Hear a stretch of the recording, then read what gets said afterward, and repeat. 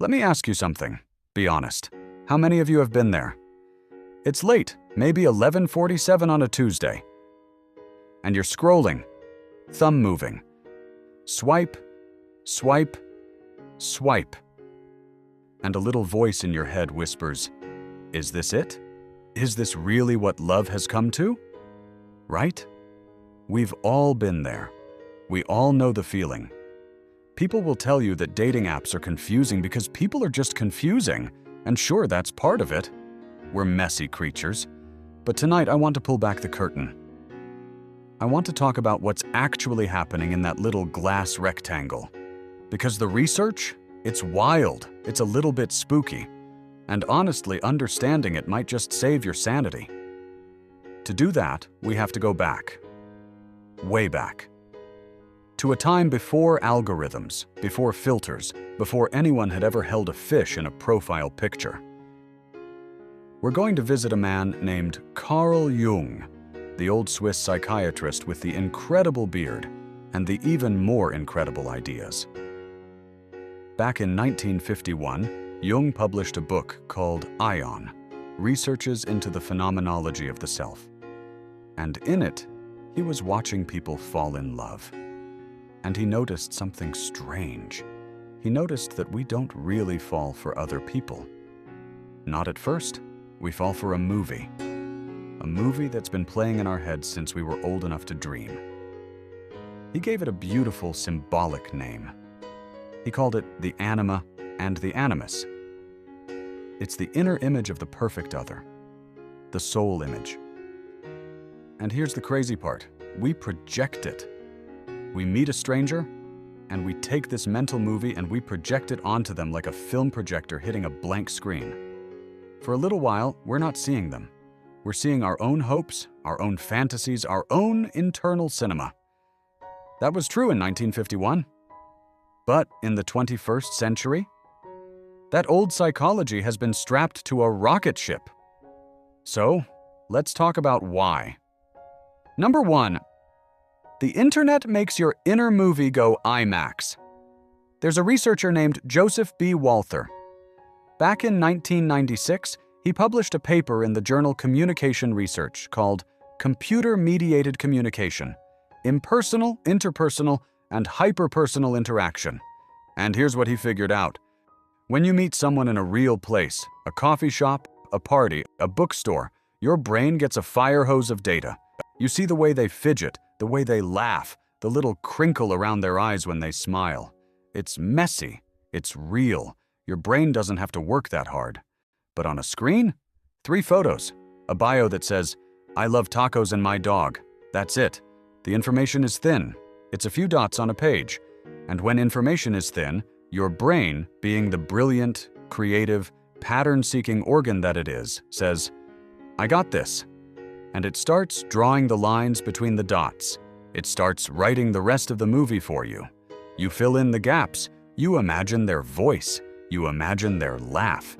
You imagine they probably have the same weird obsession with true crime podcasts that you do. Walther called this the hyperpersonal effect. You're not communicating with a person anymore. You're communicating with a ghost you've dressed up in your own hopes. And then you finally meet them for coffee. And reality walks in, and you think, wait, who are you? That's not a bad date. That's a hangover from your own imagination. Number 2, nobody is really lying, but everybody is curating. We have to talk about the photos. Catalina L. Toma, Jeffrey T. Hancock, and Nicole B. Ellison did a fascinating study. It was published in the Personality and Social Psychology Bulletin in 2008, and it was called Separating Fact from Fiction, an examination of deceptive self-presentation in online dating profiles. They actually did the impossible. They fact-checked dating profiles. They weighed people. They measured them. They checked their ages against driver's licenses. And you know what they found? The lies are small, an inch taller, 2 pounds lighter, a slightly more impressive job title. The deviations were small, but they were there. Then Hancock and Toma did a follow-up, published in 2009 in the Journal of Communication. It was called Putting Your Best Face Forward, the accuracy of online dating photographs. And this is where it gets juicy. They asked the daters, "Is your photo accurate?" And the daters said, "Yes, absolutely. That's me, 100%. Then they showed the same photos to a panel of independent judges. And the judges said, "About a third of these? Not accurate, not even close." See the gap? We look at our own carefully chosen, slightly angled, good lighting photo, and we see the truth. We see our soul. A stranger looks at it and sees the spin, the curation, the best face. And now? Oh, now we have entered the age of the filter. A recent study from 2023 in Computers in Human Behavior by Marcus Appel and his colleagues, called Swipe Right, Using Beauty Filters in Male Tinder Profiles, looked at this. They found that when a man uses a beauty filter on his profile, women find him more physically attractive, but they also find him significantly less trustworthy. So you swipe right on a guy who looks like a movie star, but some ancient, wise part of your brain whispers, "That nose doesn't move like that. Something is off." You're not just dating a person anymore. You're dating a presentation system, and your gut knows it. Number 3, too many fish in the sea and you forget how to swim.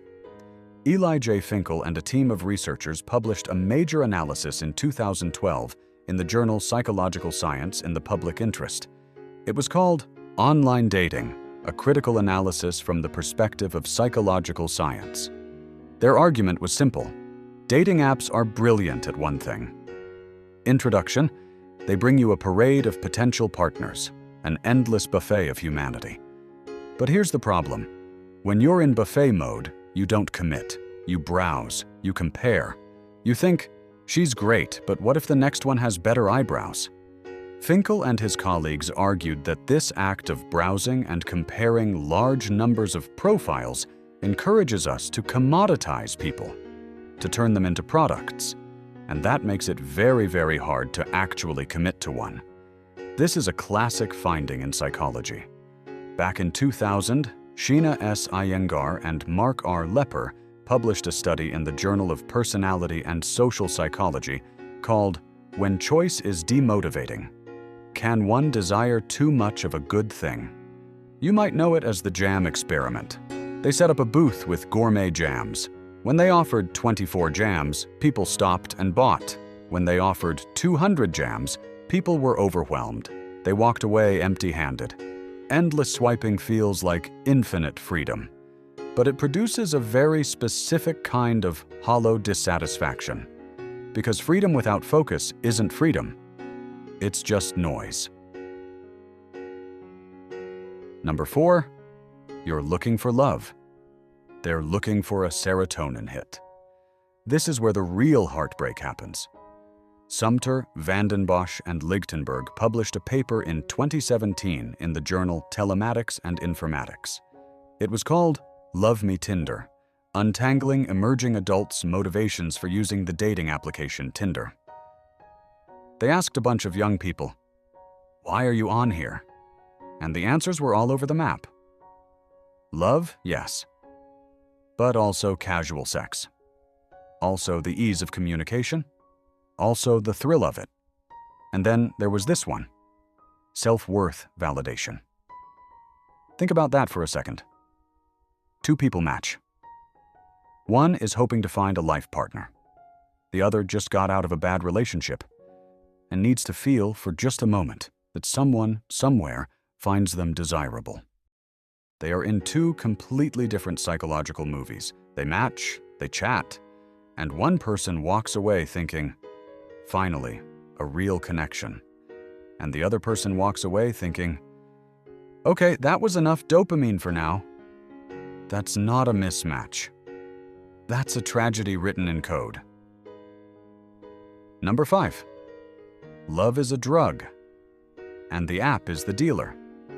Arthur Aaron and his team did something really interesting. In 2005, they published a study in the Journal of Neurophysiology called Reward, Motivation, and Emotion Systems Associated with Early-Stage Intense Romantic Love. They put people who were wildly, madly in love into an fMRI machine. And you know what they saw? the same brain regions that light up when you crave cocaine.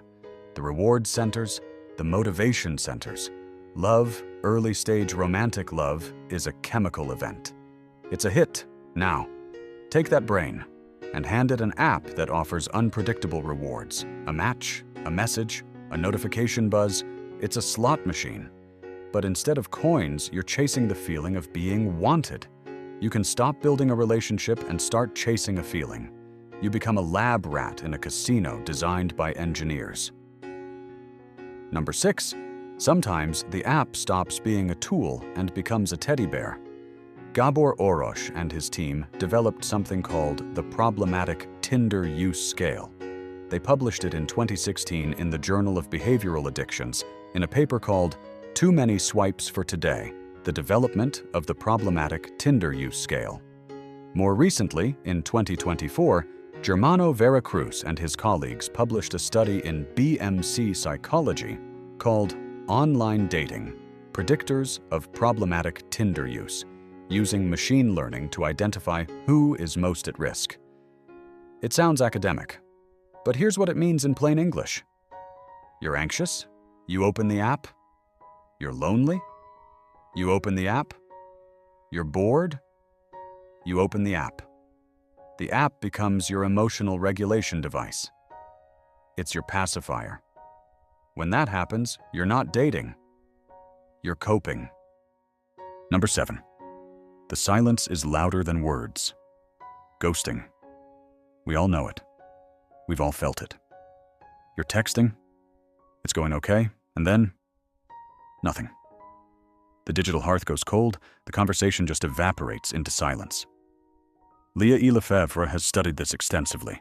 In 2018, she published a paper in the Journal of Social and Personal Relationships called Swipe Me Off My Feet, Explicating Relationship Initiation on Tinder. And then in 2019, she and her colleagues published a study in Imagination, Cognition, and Personality called Ghosting in Emerging Adults' Romantic Relationships, the Digital Disappearance Dissolution Strategy.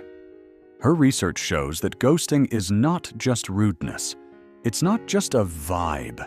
It is a documented, recognizable strategy for ending a relationship in the digital age. It's the new way of disappearing without the mess of actually saying goodbye. And if it has happened to you, I need you to really hear me. It is not a verdict on your worth. It is a reflection of the environment we have built. The silence is loud, but it tells you nothing about your value. Now, I need to take a quick step back before anyone emails me. Jung, bless him, was a man of his time. His original language about the Anima and Animus was very gendered. Very men do this, women do that. Modern research tells a different story.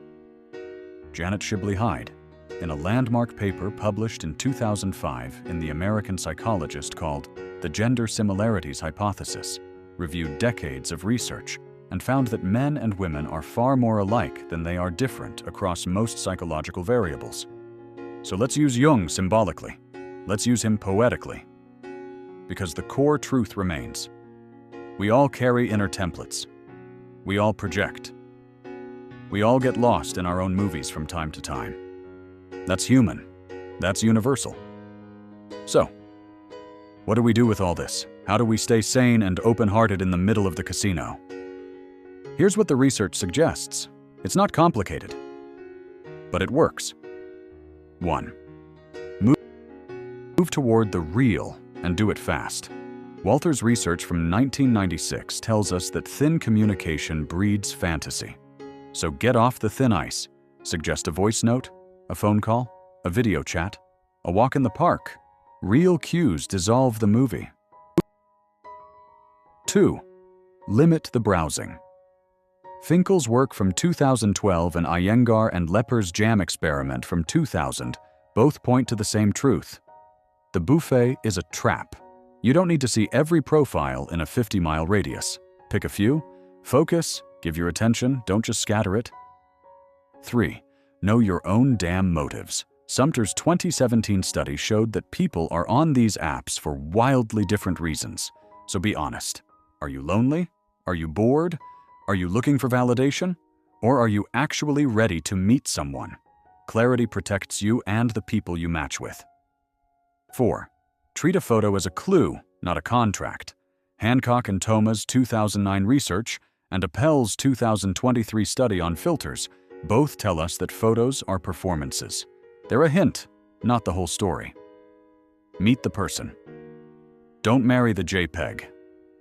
5. Watch yourself. If you notice you're swiping to feel better, to escape boredom or anxiety, just notice it. Orosh's 2016 work and Vera Cruz's 2024 study both highlight that this is a warning sign. Awareness is the first step back to yourself. 6. And finally, do not personalize the silence. Lefebvre's 2019 research confirms that ghosting is a pattern of the medium. It is about the other person's inability to handle a hard conversation. It is not about your lack of worth. Never was. Never will be. Look, the apps will keep changing. The algorithms will get smarter. The filters will become seamless. They will find new ways to hold our attention. But you're still a human being. You have a heart that wants to be seen, and 2 hands that want to hold something real. Don't let the glass rectangle convince you otherwise.